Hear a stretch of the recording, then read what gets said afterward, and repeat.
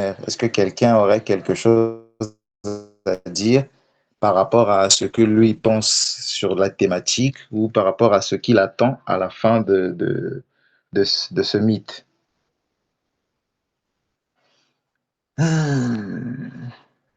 Deux, trois courageux par là, non?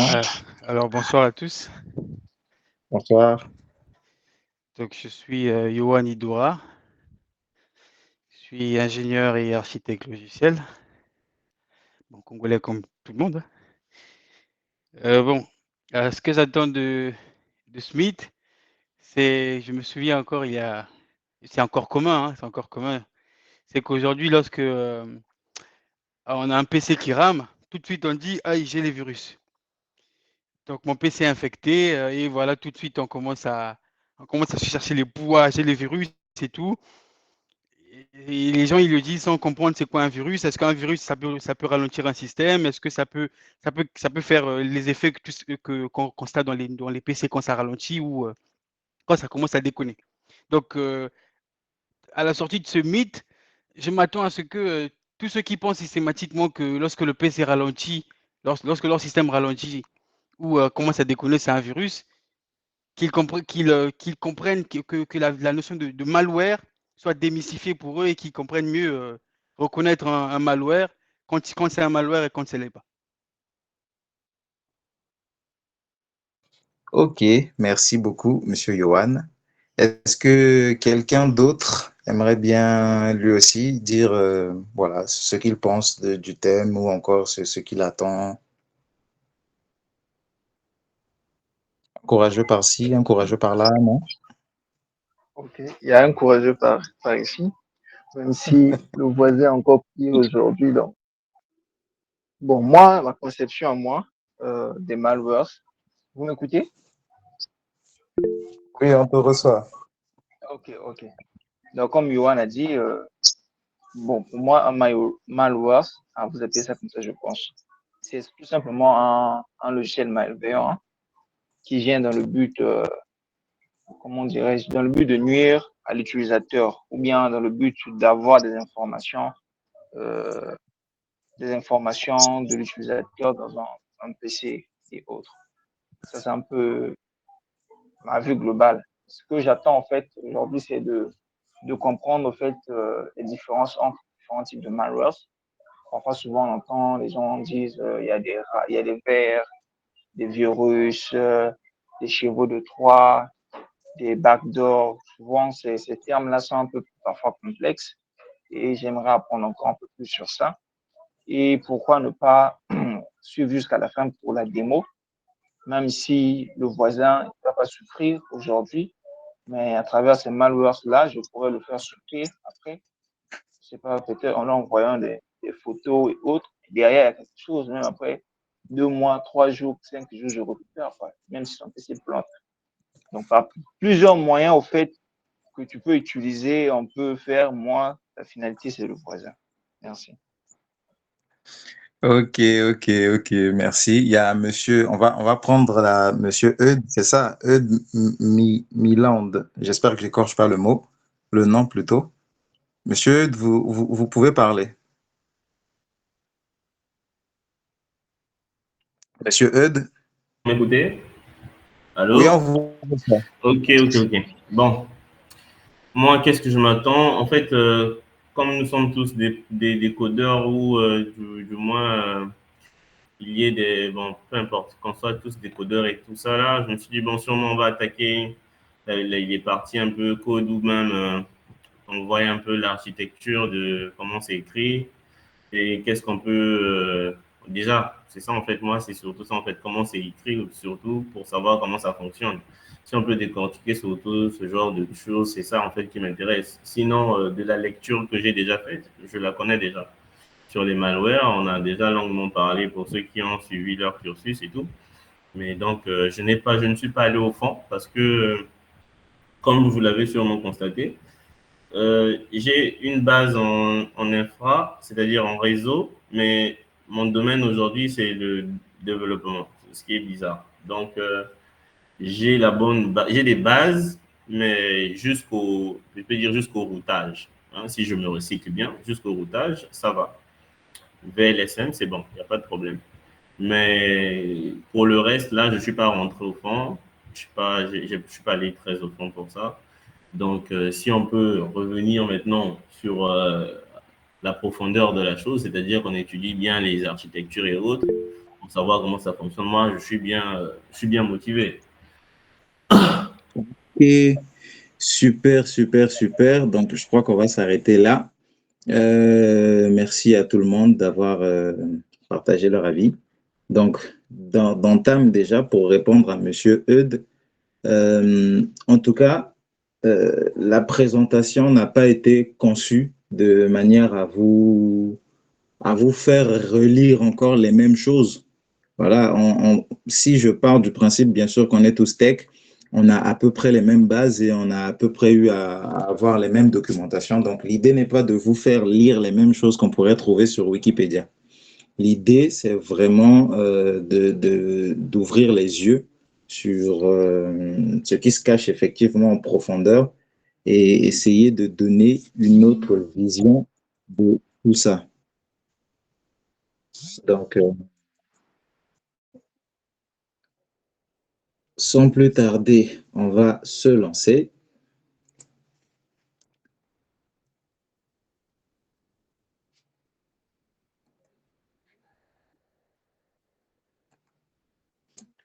OK.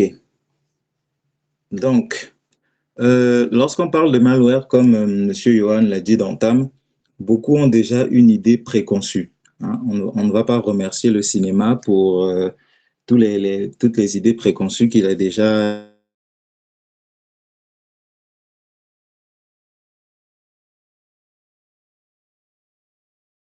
fait qu'au final, même ceux qui sont techniciens, leur vision de la chose est automatiquement déjà un peu orientée, ce qui peut brouiller en effet la compréhension.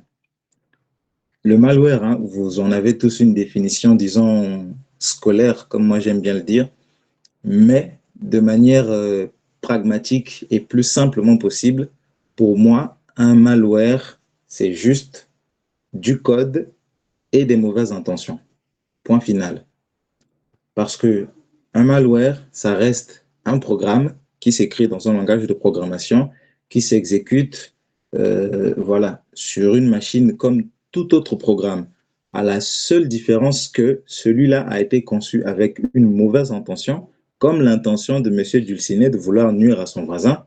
Donc, si au sorti de là, avec les connaissances qu'il aura apprises, il part nuire à son voisin, bah, le résultat de tout ça, ce sera un malware.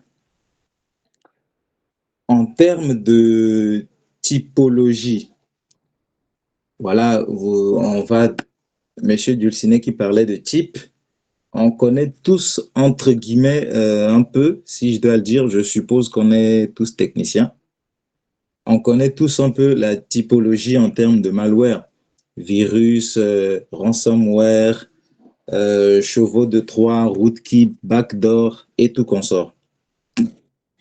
Moi, je n'aimerais pas aller vers cette optique-là parce que la vision du mythe est de vous donner une autre vision de tout ça. Cette définition-là, pour ceux qui ont la volonté, chacun peut se documenter et avoir une base très solide en termes de ça.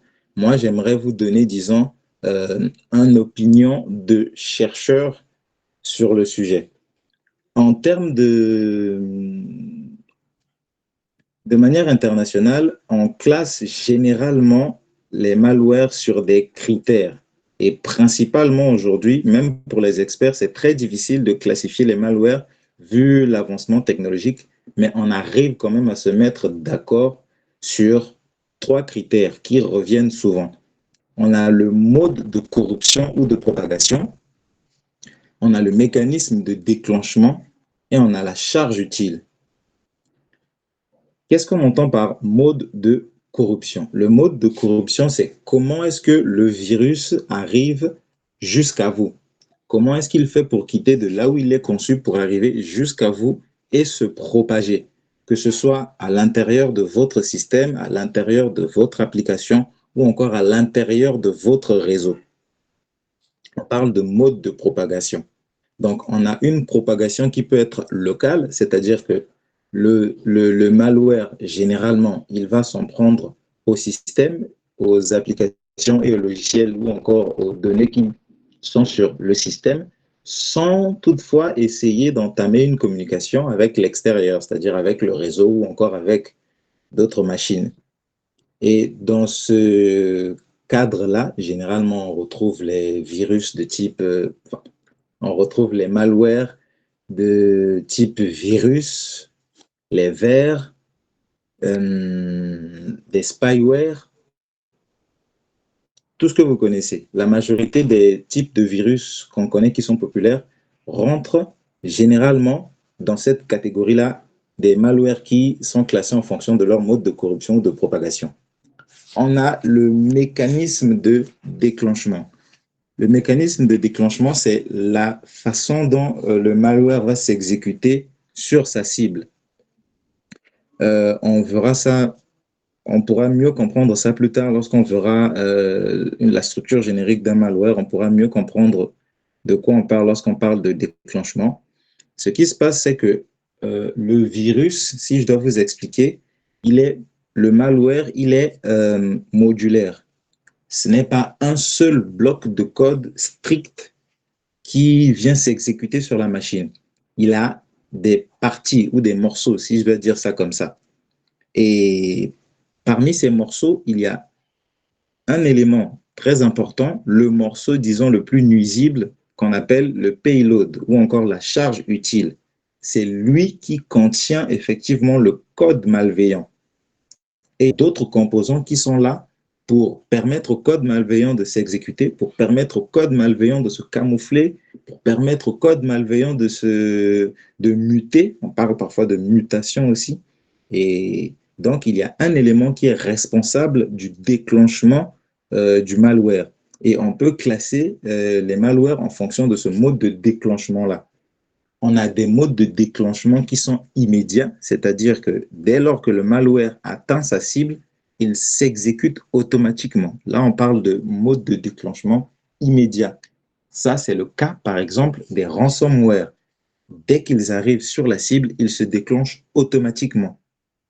On a des déclenchements qui sont programmés. On a des déclenchements qui sont programmés.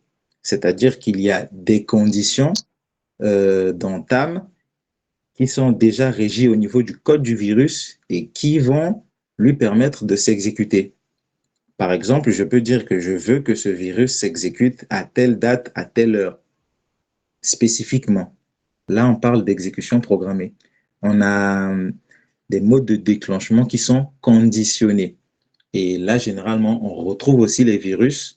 Le cas, disons, le plus classique de ça, c'est les malwares, disons, les virus qu'on transfère via des clés USB qui fonctionnent avec des modes de déclenchement conditionnés. C'est-à-dire que lorsque on prend une clé USB sur laquelle on a joint un virus, je rajoute un mécanisme de déclenchement qui va dire à mon virus, lorsque tu entres en contact avec un autre système qui essaye, par exemple, de lire le support de masse sur lequel tu es connecté, fais en sorte de te copier automatiquement sans même qu'il te donne la permission. C'était un peu technique, je ne sais pas si ça a été compris. Au cas où ça va trop vite, n'hésitez surtout pas à m'arrêter et à me poser la question. Parce que, comme je l'ai dit, les slides, bien qu'ils soient peu nombreuses, on aura certainement beaucoup à dire et c'est des concepts qui ne sont pas tout de suite évidents à comprendre. Donc, voilà en termes de mécanisme de déclenchement. On a aussi la charge utile. Et la charge utile, elle, comme je l'ai dit, c'est le véritable code malveillant du malware. C'est lui réellement qui contient les lignes qui sont censées nuire. Donc, c'est certainement ce qui intéresse beaucoup M. Dulciné. Et on va essayer de lui donner beaucoup de détails par rapport à ça.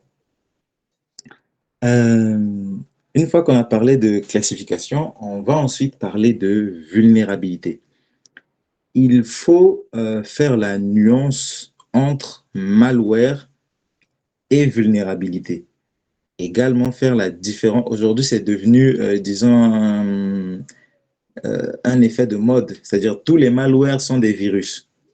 Tous les malwares sont des virus. On en parlera plus tard de l'histoire un peu de l'évolution des malwares et on verra la naissance de ces effets de mode-là et dans quel contexte est-ce que voilà, ces noms-là sont restés et pas d'autres. Donc, une vulnérabilité n'est pas un malware. Une vulnérabilité est une faille, une défaillance d'un système qui peut en effet endommager son fonctionnement de base, une vulnérabilité. Pour vous donner un exemple simple, lorsqu'un soldat se prépare pour aller à la guerre, il met son gilet pare-balles. On est bien d'accord, il met son gilet pare-balles. Mais s'il a mal attaché son gilet pare-balles et qu'en plein combat, son gilet se détache, le fait pour lui d'avoir mal attaché son gilet pare-balles, ça constitue une vulnérabilité.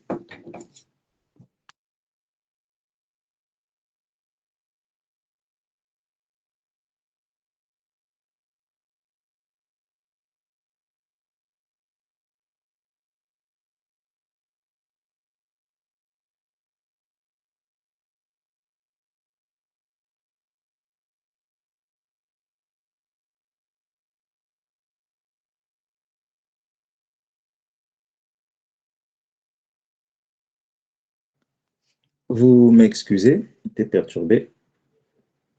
Donc, j'en étais à la vulnérabilité aux soldats. Donc, comme je l'ai dit, le fait pour le soldat d'avoir mal attaché son gilet pare-balles, ça constitue une faille de sécurité, une vulnérabilité pour lui. Le malware, ce n'est pas la vulnérabilité. Le malware, c'est le fusil qui est capable de transpercer son gilet pare-balles. C'est ça le malware. C'est vous dire à quel point il y a une véritable nuance. Le malware, lui, il est en effet capable de passer au travers de mécanismes de sécurité et de défense. C'est un peu ça la nuance qu'il y a entre malware et vulnérabilité. Donc, c'est très important parce qu'il y a des notions comme ça que les gens confondent souvent. Donc, la vulnérabilité peut aussi servir au malware dans la mesure où c'est un bénéfice pour le malware de pouvoir tirer profit, n'est-ce pas, de la vulnérabilité. C'est beaucoup plus facile pour lui, au lieu de se battre à créer une vulnérabilité, pour reprendre l'exemple du soldat, c'est beaucoup plus difficile, par exemple, de concevoir des balles qui soient capables de transpercer, disons, des gilets pare-balles, que de tout simplement, voilà, chercher un endroit qui n'est pas protégé par le gilet et tirer dessus. Voilà. L'exemple est un peu glauque, vous m'excuserez, je suis très fan de Call of Duty, donc comprenez mes exemples. On va parler de vulnérabilité. Les vulnérabilités, elles peuvent être humaines, c'est-à-dire lorsque moi je conçois mon malware, je peux me dire que je peux tirer profit, n'est-ce pas, de vulnérabilité humaine. Qu'est-ce que j'entends par vulnérabilité humaine? La naïveté, le manque d'information, la curiosité aussi. Il y a beaucoup de logiciels qu'on a téléchargés comme ça sur Internet seulement parce qu'on était curieux de voir à quoi ça servait. Et même aujourd'hui, les cybercriminels utilisent cette tactique-là de la curiosité humaine. Il y a beaucoup de sites où on sait que ce site-là n'est pas sécurisé. On a l'impression, on est même convaincu que c'est certain que ce site voilà, est un site malveillant, mais le site va nous proposer d'installer quelque chose et on va l'installer et on va l'exécuter. C'est la curiosité humaine qui est comme ça et ça constitue aussi une vulnérabilité. On peut en citer plein, mais comme je l'ai dit, il y a beaucoup à voir. Les vulnérabilités peuvent être, n'est-ce pas, technologiques, et c'est pour cette raison qu'il y a des patchs qui naissent au fur et à mesure qu'on avance et qu'on découvre davantage de problèmes. Les vulnérabilités peuvent être procédurales pour ceux qui voilà, sont dans des entreprises où ils mettent en place des politiques. Il peut y avoir des failles dans ces politiques-là. Et lorsque on conçoit un malware, on peut aussi, en se renseignant sur l'entreprise ou bien encore sur la cible, essayer de détecter ces vulnérabilités-là qui sont procédurales. il y a aussi des vulnérabilités logiques dans la conception du code. Par exemple, si vous avez mal conçu votre code, un malware peut aussi tirer profit de ça. Pourquoi je vous parle de tout ça? Parce que tout au long de la présentation, vous le sentirez, le but de la présentation, ce n'est pas de se mettre du côté de quelqu'un qui veut vous protéger contre les malwares. Le but, c'est vous mettre du côté d'une personne qui veut concevoir un malware. Comment est-ce qu'elle réfléchit? Comment est-ce qu'elle raisonne? Qu'est-ce qu'il peut utiliser pour voilà, arriver à son but? Comment est-ce qu'il peut l'utiliser? C'est pour ça que j'entame la problématique des vulnérabilités et de comment elles peuvent servir au malware. Donc, après ça, on va parler des cibles. Depuis, disons, la naissance de l'informatique, si je peux dire ça comme ça, depuis que l'informatique est devenue vulgarisée, c'est-à-dire accessible au grand public, il y a une époque où voilà, tout le monde n'avait pas la capacité, disons, financière de se procurer un ordinateur. Et même quand c'est devenu possible, ce n'était pas à la portée intellectuelle de tout le monde. Mais merci beaucoup à Apple euh, qui a fait en sorte que les ordinateurs puissent être accessibles à un plus large public. Et depuis cette époque-là de la vulgarisation, euh, disons que l'évolution des malwares a été proportionnelle à ça. Plus les gens avaient accès aux ordinateurs, à l'informatique et à des réseaux informatiques, plus la prolifération des malwares s'accentuait. Et leur évolution aussi changeait au fil du temps. Vous allez vous rendre compte que si vous vous y intéressez un peu, tout au long de l'histoire, au tout début de l'Internet, lorsqu'on parlait même pas encore d'Internet, lorsqu'on parlait d'ARPANET, les malwares étaient conçus pour s'attaquer à des réseaux. La cible, c'était le réseau. Perturber le réseau, perturber les communications, empêcher les machines de pouvoir se communiquer entre eux. À l'époque, en tout cas, lorsque vous analysez un peu les malwares de cette époque-là, c'est cette idée-là qui ressort. On veut perturber des communications qui se produisent sur un réseau. Plus tard, je vais dire dans les années 80-90, la cible a changé. On ne s'attaquait plus seulement au réseau parce que il y avait une cible qui était voilà, beaucoup plus intéressante, c'était le dispositif. Bien qu'on s'attaque au réseau, si la machine fonctionne toujours, bien sûr, on cause des dommages, mais l'idée était devenue que voilà, l'équipement physique, le dispositif était beaucoup plus intéressant que juste le réseau. Donc, les virus de cette époque-là étaient conçus pour s'attaquer au dispositif. Et c'est là où vous allez retrouver, comment je vais expliquer ça, des malwares qui, par exemple, accélèrent la vitesse d'exécution de votre processeur, qui s'attaquent, disons, à la mémoire de la machine. C'est-à-dire que toute l'exécution du malware se concentre sur endommager le dispositif physique. Augmenter par exemple la chaleur en accentuant le nombre d'instructions au niveau du processeur, tout ça. Donc le but, c'était vraiment d'endommager l'équipement physique.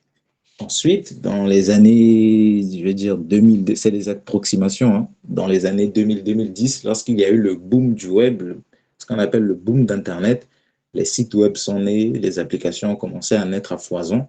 Et comme je vous l'ai dit, la cible a encore changé. Donc, on trouvait que ce n'était plus intéressant de s'attaquer seulement aux dispositifs. C'était beaucoup plus intéressant de s'attaquer aux applications, aux sites et aux logiciels parce que les gens les utilisaient. Donc, la cible avait, entre guillemets, changé. Plus tard, aujourd'hui, le boom d'Internet, ce que ça a entraîné, qu'est-ce que c'est? C'est une prolifération de la data. Pour vous dire, il y a une statistique qui est de plus en plus grandissante. On dit souvent que 98% de toutes les données qui existent aujourd'hui ont été créées à peine il y a 10 ans. C'est-à-dire que sur toutes les données qu'il y a sur Internet, 98% ont été créées il y a 10 ans. C'est vous dire à quel point aujourd'hui, la cible, ce n'est plus les applications. Au final, la cible, c'est maintenant la data. Parce qu'aujourd'hui, tout se tourne vers la data. la naissance du big data, comme certains aiment bien le dire, l'intelligence artificielle. Tout tourne maintenant autour de la data. Et donc aujourd'hui, la cible des malwares aussi a changé. Le but, ce n'est pas d'endommager votre système, le but, ce n'est pas forcément de s'en prendre à votre application, mais le but qui est plus lucratif aujourd'hui, c'est en effet de pouvoir récolter vos données. Donc c'est un peu ça. Il y a une main levée. Oui, monsieur, vous pouvez parler. Il y a une main levée, je crois. Louzolo. Je ne vois pas la file, hein. Si quelqu'un peut m'aider avec la file d'attente.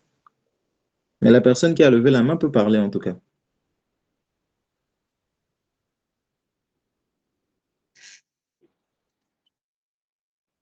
D'accord. Donc, on va poursuivre. Et donc, comme je le disais, la cible aujourd'hui des malwares, c'est la data.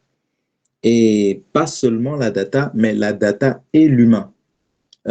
Aujourd'hui, d'expérience personnelle, pour ceux qui aiment beaucoup, disons, pour les amoureux de la théorie du complot, et pour ceux qui s'intéressent beaucoup au dark web, vous allez voir que la data est implicitement liée à l'humain. Parce qu'aujourd'hui, avec vos données, en fait, représentent qui vous êtes. Et lorsqu'on s'attaque à vos données, implicitement, on s'attaque à vous directement.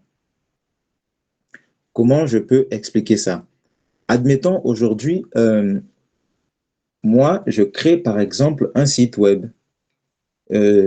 totalement sécurisé qui n'a pas de souci. Je dis que je veux récolter des données, par exemple, sur mes utilisateurs, sans leur demander la permission et sans que ce soit aussi illégal. Je veux avoir un moyen d'identifier tous mes utilisateurs, sans leur demander leur numéro, sans leur demander, disons, leur adresse mail et tout ça.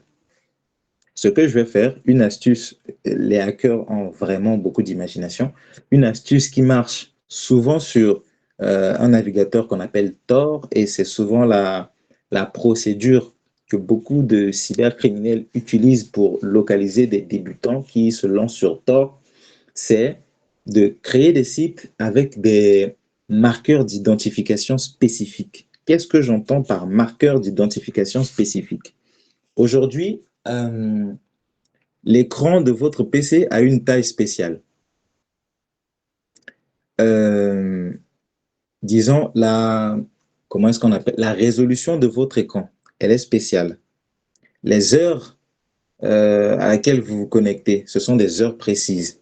La zone géographique dans laquelle vous vous trouvez, c'est une information précise.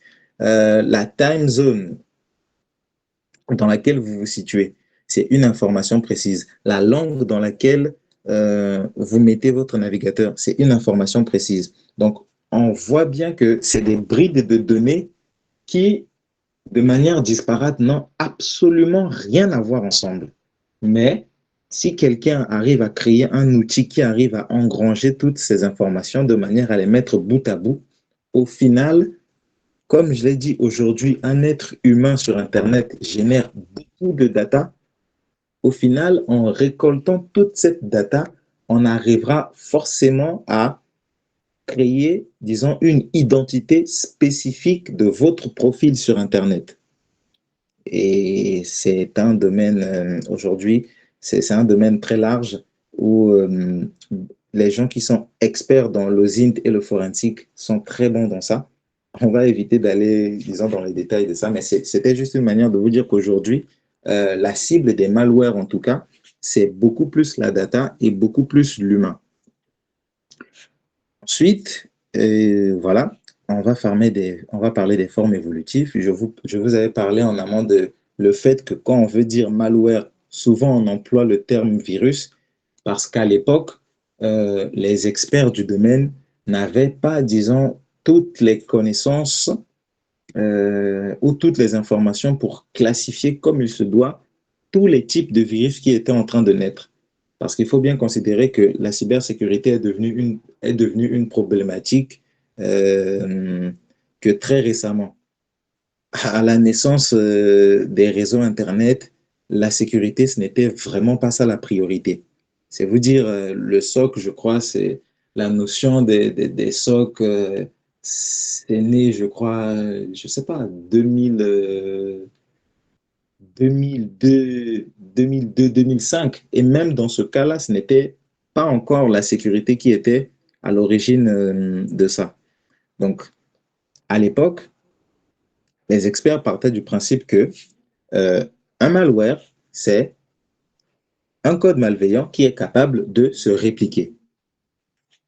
Donc, en partant de ce principe-là, ils ont fait l'analogie avec le virus biologique.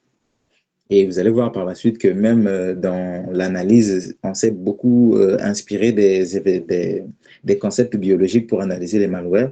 Donc, on partait du principe que comme on a du code qui est capable de se répliquer, comme le font les virus biologiques, bah, on va, dans un premier temps, les appeler virus.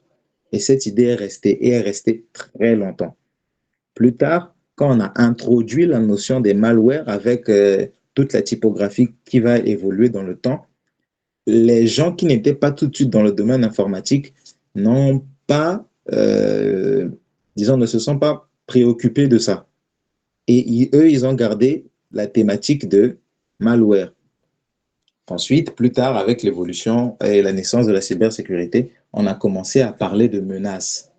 Parce qu'aujourd'hui, les malwares seuls, c'est-à-dire dans le périmètre de tout ce qu'il faut lutter, de tous, comment je vais dire ça, le périmètre, disons, du combat de la cybersécurité, il n'y a pas que les malwares. Non seulement il y a les malwares, il y a des vulnérabilités, il y a beaucoup d'autres choses. Donc aujourd'hui, au lieu de se dire que la seule menace qu'on connaît, c'est les malwares, on s'est dit, on va créer une catégorie beaucoup plus globale qui englobe à la fois les malwares, à la fois les vulnérabilités et tout consort. Donc aujourd'hui, disons dans le terme, on ne parle plus littéralement seulement que de malware, on parle aussi de menaces. Et aujourd'hui, toujours avec l'évolution, on ne parle plus simplement de menaces. On parle maintenant d'APT. Ça, c'est encore une autre évolution du terme et de la terminologie. Donc, si vous vous retrouvez face à ces termes un jour, n'ayez pas peur, c'est juste une simple évolution d'un concept. Maintenant qu'on a parlé de tout ça, est-ce qu'il y a des questions? Bon, il n'y a pas de questions, on va passer.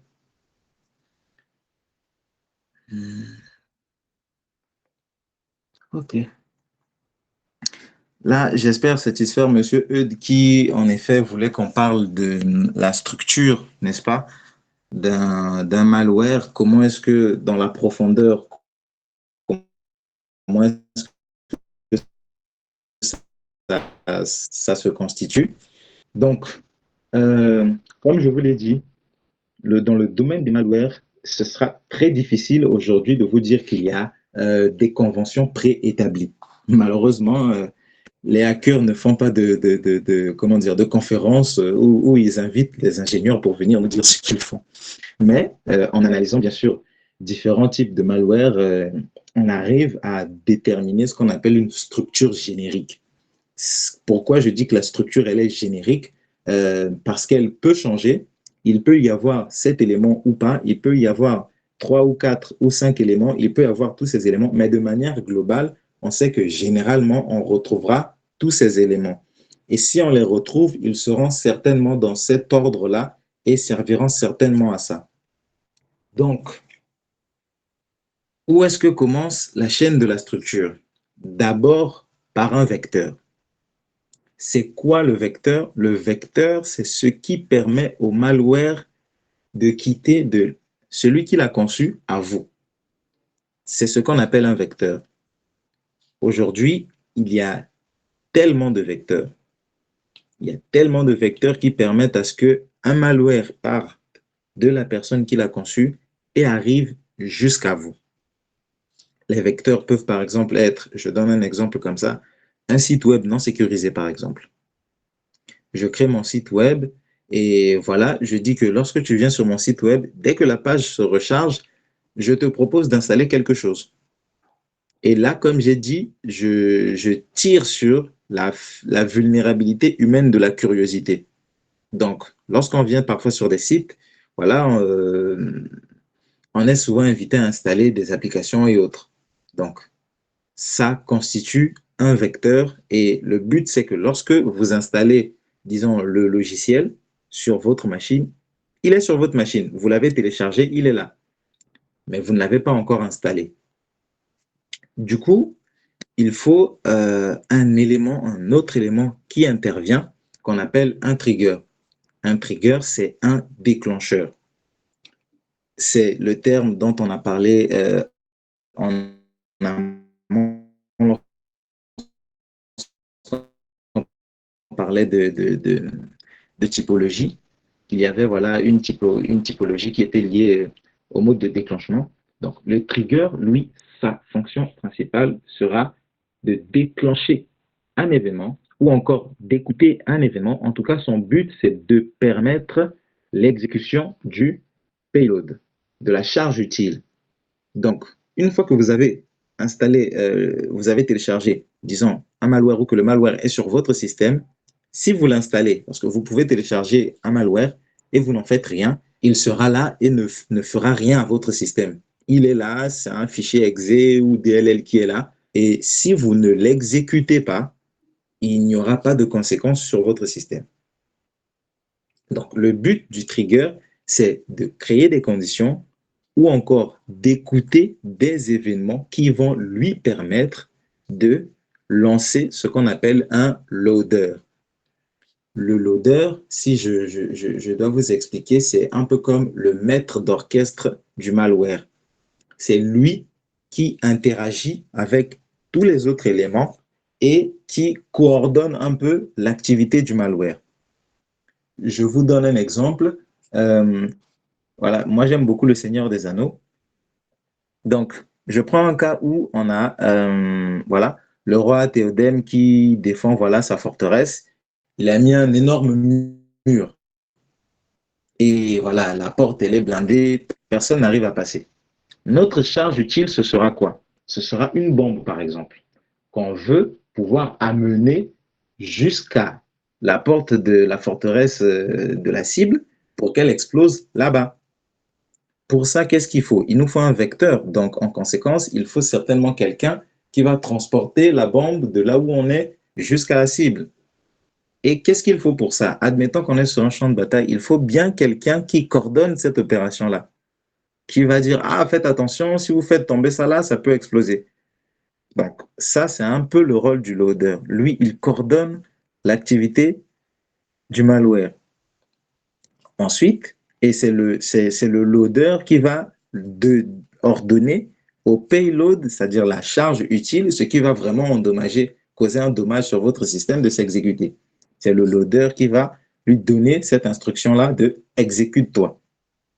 Donc, pourquoi c'est important de connaître tout ça? Parce que même dans les mécanismes de défense, lorsqu'on veut concevoir un antivirus, c'est important de savoir à quel niveau il faut qu'on fixe des mesures de sécurité. Lorsque j'ai un malware installé sur ma machine, si je ne peux pas, disons, empêcher le vecteur ou encore le trigger ou encore le loader, au moins je peux arriver à faire en sorte que le loader ne communique jamais avec le payload. C'est un moyen pour moi de savoir que j'ai une machine, j'ai un virus, disons, ou un malware sur ma machine, mais elle ne fait rien. Généralement, dans les antivirus, lorsque... Ah, le maître Sauran, j'aime beaucoup la ref. Généralement, dans les antivirus, lorsqu'on dit que vous avez mis le virus en quarantaine, en fait, ce n'est pas tout le virus que vous avez mis en quarantaine. C'est juste le payload là que l'antivirus va mettre en quarantaine. Et je vais vous expliquer plus tard comment ces mécanismes de protection là fonctionnent. Donc, lorsque votre antivirus vous dit que le virus est mis en quarantaine, il ne peut pas mettre tous les fichiers du malware en quarantaine, il va juste mettre le payload parce que lui, ce qui va s'exécuter dans sa mémoire, ce sera le payload. Donc lui, il va reconnaître que le payload est là en train de s'exécuter. Donc il va le mettre en quarantaine lui. Mais les fichiers du virus, tous les fichiers qui sont associés au virus ne sont pas supprimés. Et c'est généralement à cause de ça que vous avez mis le virus en quarantaine, mais vous désinstallez par exemple l'antivirus ou encore vous ne savez pas par quelle magie le virus se réexécute encore. Il y a souvent des virus comme ça. Vous pensez que vous l'avez supprimé, mais curieusement, il est encore là et continue à vous causer des dommages. Parce que vous n'avez effacé que le payload de la mémoire. Mais il y a un autre programme qui est le loader qui, lui, peut ordonner autant de fois qu'il veut au payload de s'exécuter et autant de fois là, ça continue de vous emmerder. Je donne un exemple simple, un virus qui vous ouvre par exemple une fenêtre comme ça, de manière inopinée. Ça ouvre une fenêtre sur votre écran. Paf, vous fermez la fenêtre, elle ouvre encore une autre. Vous fermez, elle ouvre, vous fermez, elle ouvre, vous fermez, elle ouvre. Vous allez dans votre antivirus, vous scannez, nanani, nanana, un virus mis en quarantaine. Vous éteignez la machine, vous rallumez, paf, la fenêtre réapparaît encore. Parce que même si vous avez mis le payload en quarantaine, mais le loader, lui, il est toujours en liberté et continue à créer des problèmes.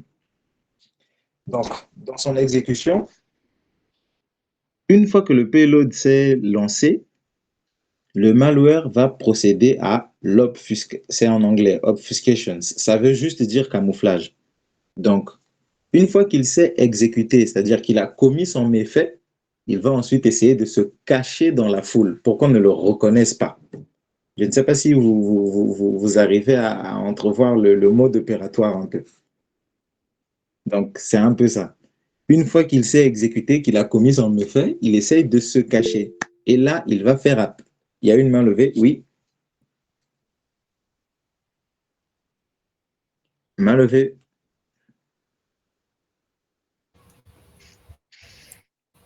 Non, excusez, c'était une erreur. J'allais dire oui.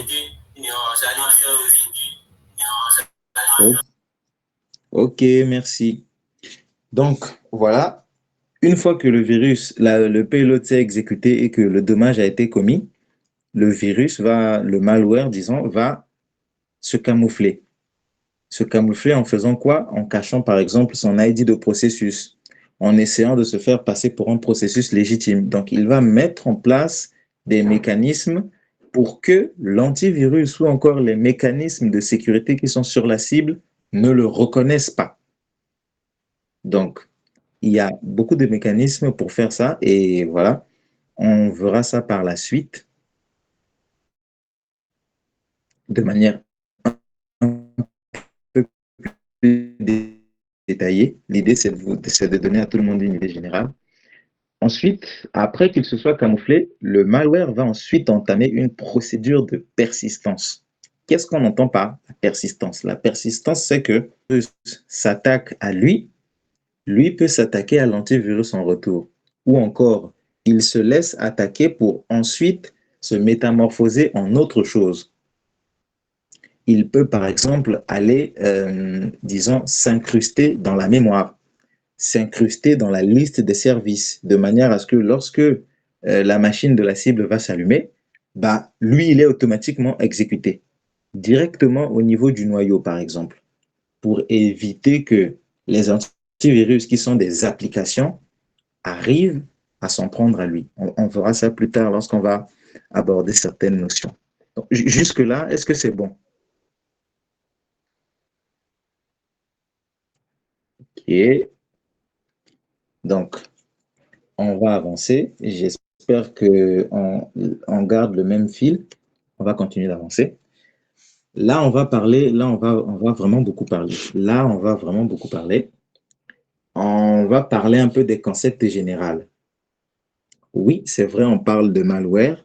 Et comme je vous ai dit, l'idée, ce n'est pas de donner la vision de quelqu'un qui veut se protéger d'un malware. Non. L'idée, c'est de vous dire ceux qui conçoivent ces malwares, comment eux réfléchissent, comment eux conçoivent les choses, comment eux pensent, quelles sont les notions, les concepts sur lesquels eux, ils mettent le plus l'accent.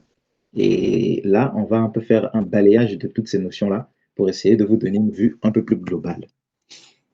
Donc, où est-ce que tout ça commence? N'ayez pas peur, ça va bien se passer. On va aller étape par étape. C'est vrai que c'est un schéma qui va dans tous les sens, mais ne vous inquiétez pas. Donc, vous arrivez à voir le pointeur? Est-ce que les gens arrivent à... Ok, super. C'est comme ça on va aller étape par étape dans ce roadmap, si je peux l'appeler comme ça. Comme je l'ai dit, un malware, c'est avant tout du code. Qui implique code implique forcément que ce code-là doit s'exécuter. Et lorsque un code s'exécute sur une machine, il a trois options principales. Soit il fera appel à la compilation, et là, on parle de langage compilé. Soit il y a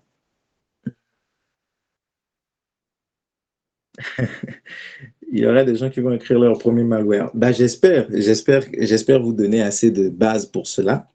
Donc, comme je l'ai dit, un malware, c'est du code qui s'exécute. Et pour qu'un code s'exécute, on a principalement trois options. On a la compilation, on a l'interprétation, ou on a l'exécution en JIT, ou encore Just in Time. On va détailler un peu tout ça. Qu'est-ce que ça implique?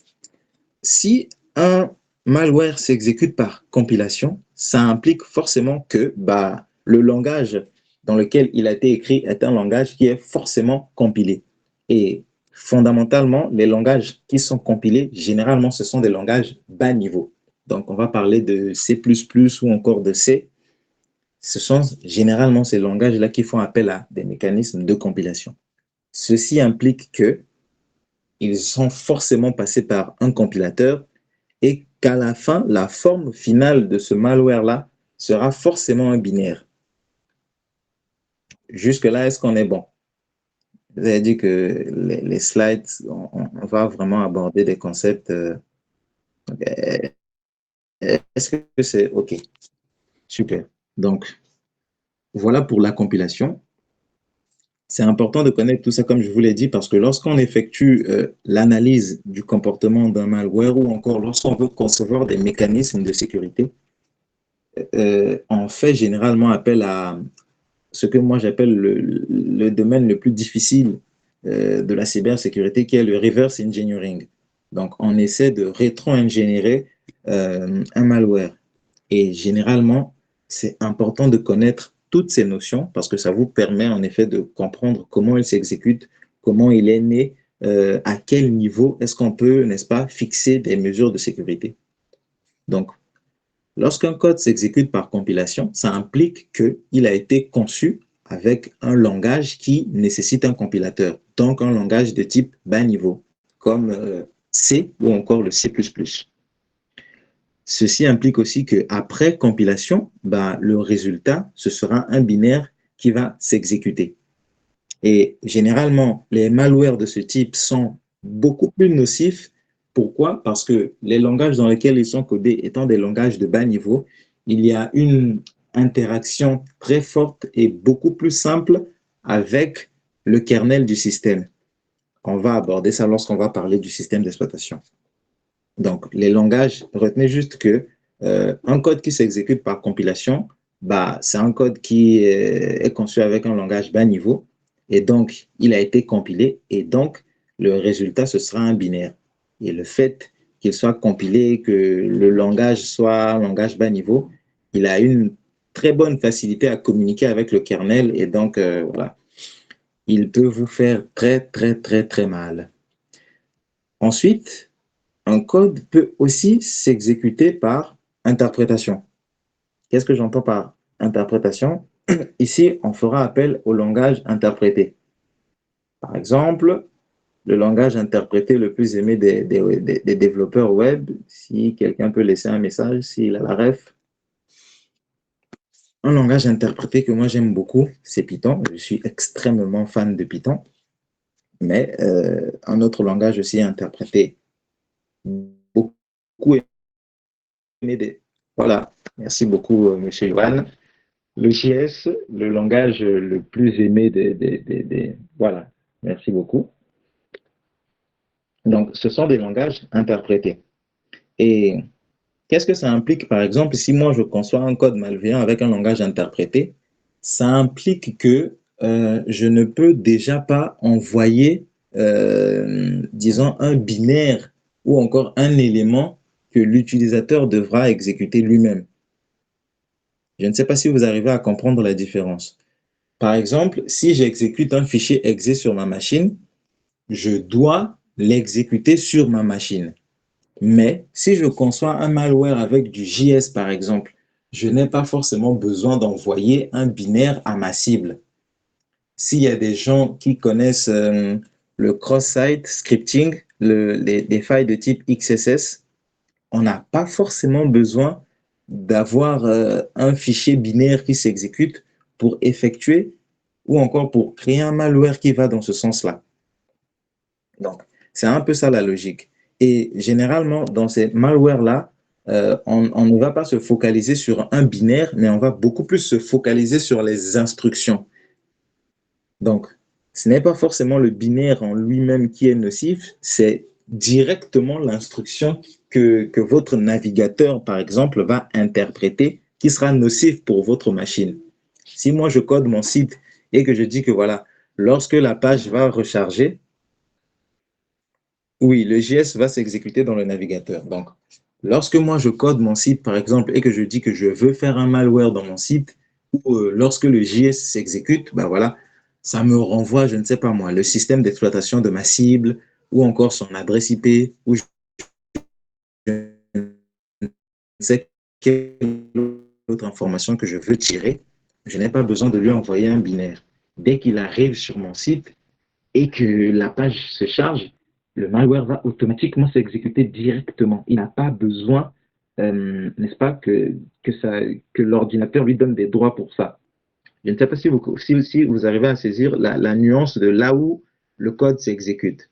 Avec un binaire, le code s'exécute directement sur ma machine et donc il interagit directement avec mon système, alors qu'avec un interpréteur, bah, je travaille en ligne, donc je n'ai pas forcément besoin de communiquer directement avec le système de mon utilisateur. Dès lors qu'il arrive sur mon site, il est exposé, par exemple.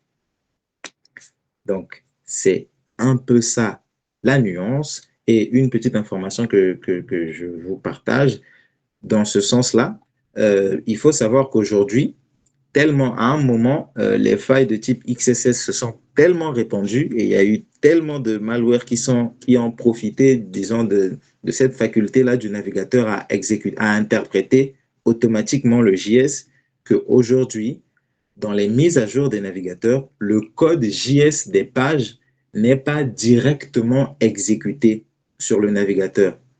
Il est exécuté dans une sandbox. Ça encore, c'est un concept aussi qu'on va aborder plus tard.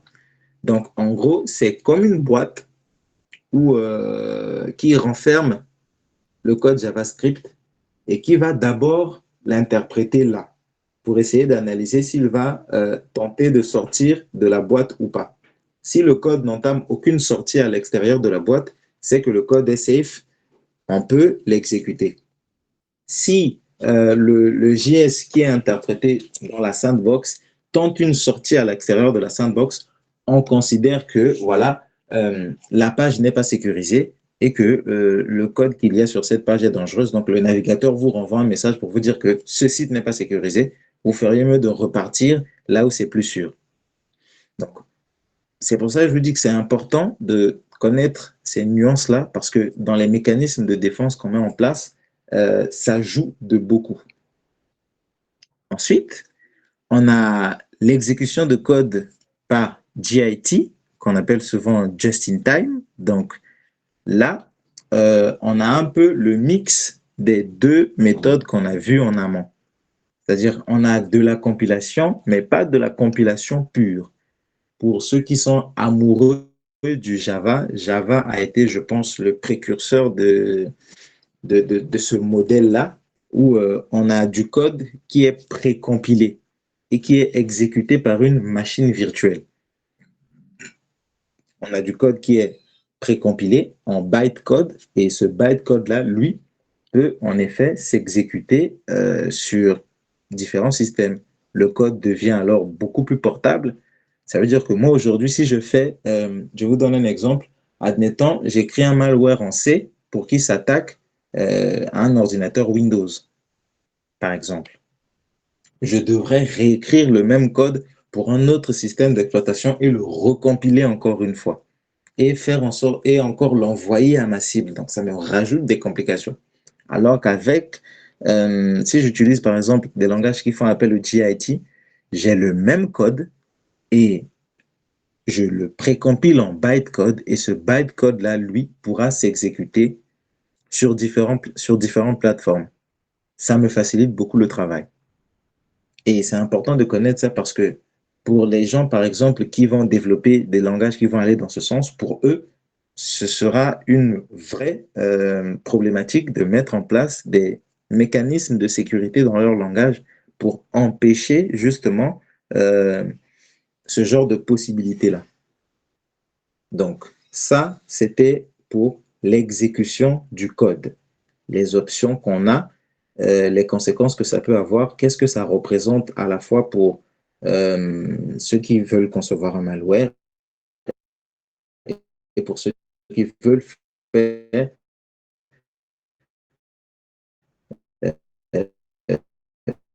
ceux qui veulent mettre en place des mécanismes de sécurité. Est-ce que c'est bon pour ici? Est-ce qu'on peut avancer? Ok, il y a encore beaucoup de choses à voir, donc je considère qu'on peut avancer. On va parler de système d'exploitation. Donc, généralement, lorsque un code s'exécute, dans tous les cas possibles, peu importe la magie qu'on fait, que ce soit sur Android,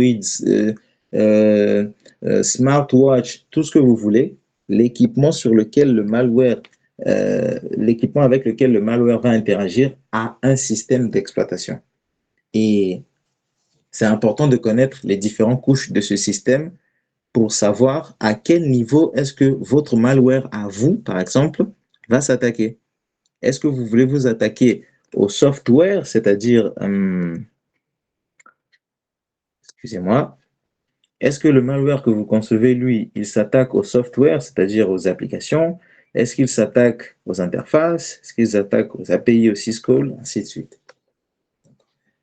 De quoi se compose un système d'exploitation?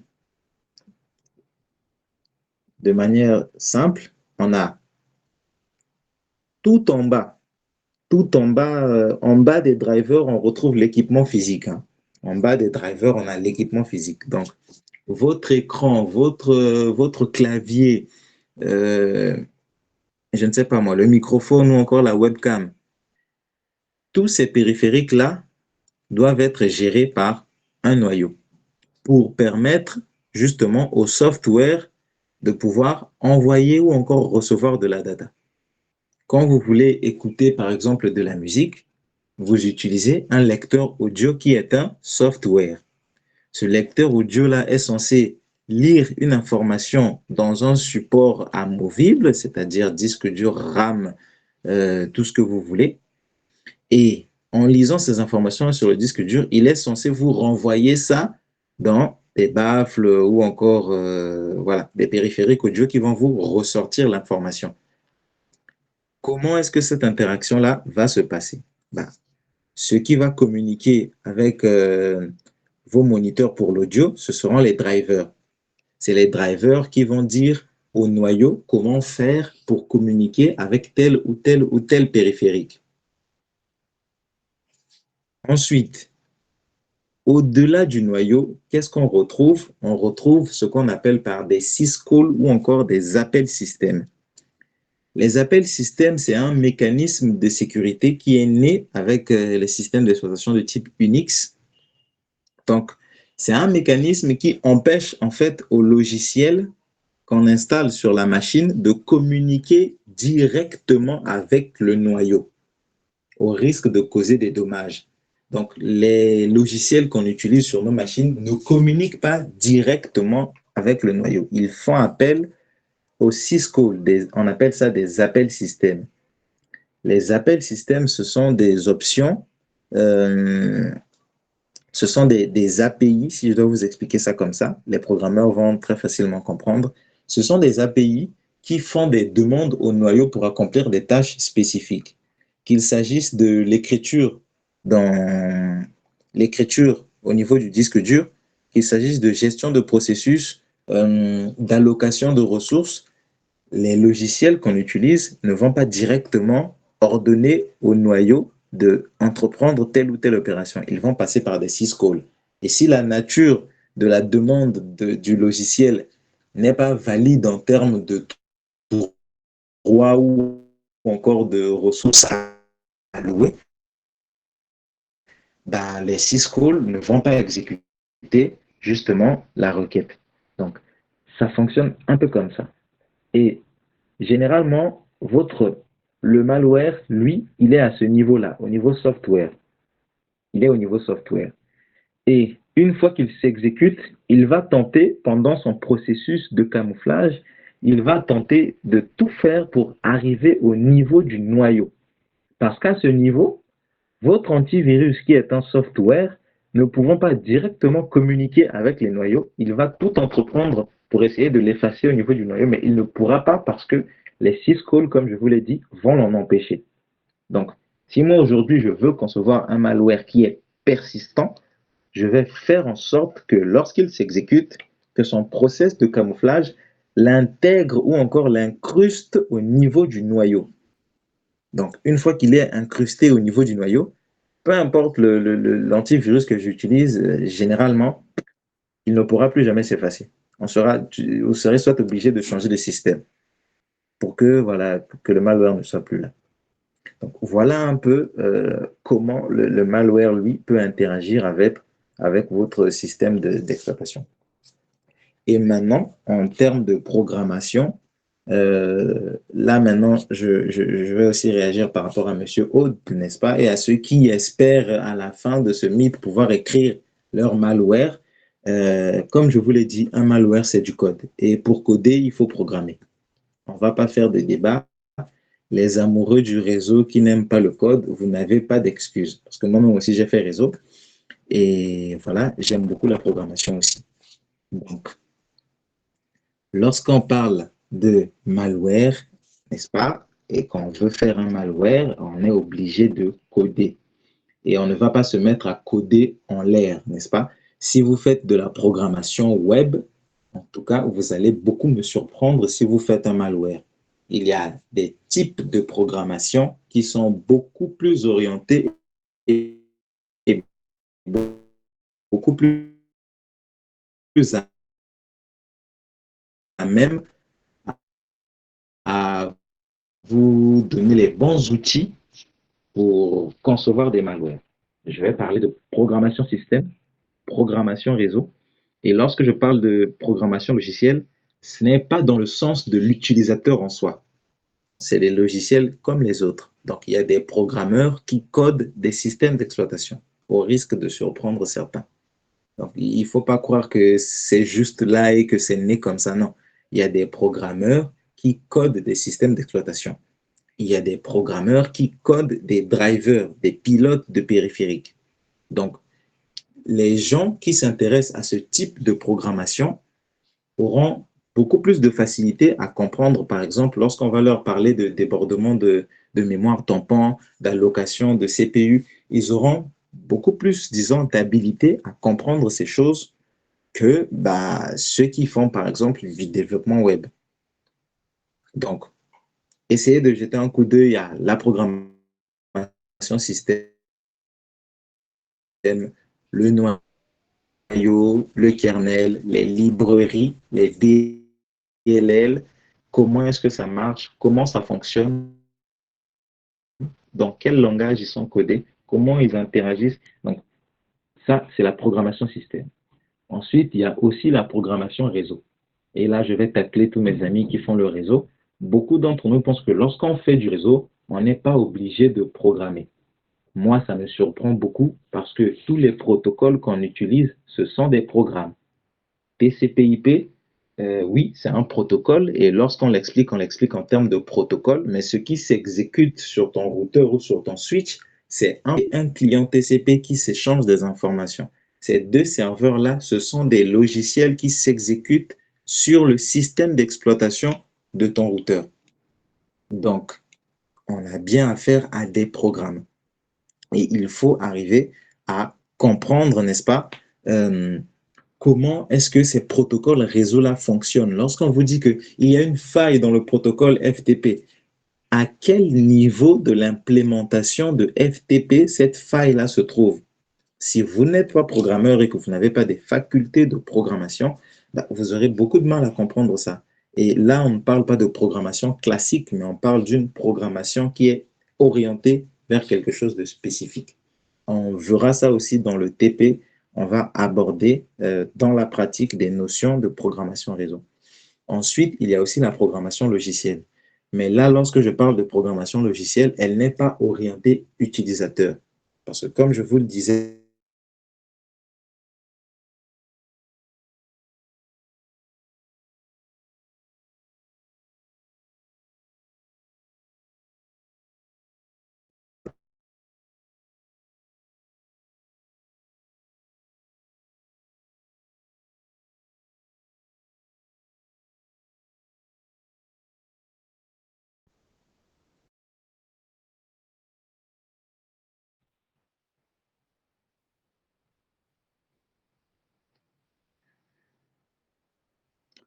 vous m'excusez, je subis les caprices de Yaya Adou, donc c'est compliqué. Donc, comme je vous l'ai dit, lorsque... Ah oui, c'est compliqué, c'est compliqué. Donc, lorsque